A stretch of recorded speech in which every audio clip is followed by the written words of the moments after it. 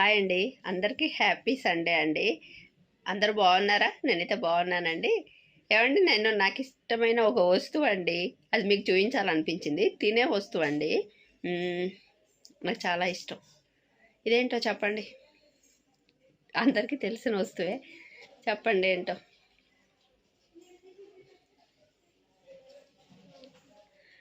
మామిడి తాండ్ర అండి.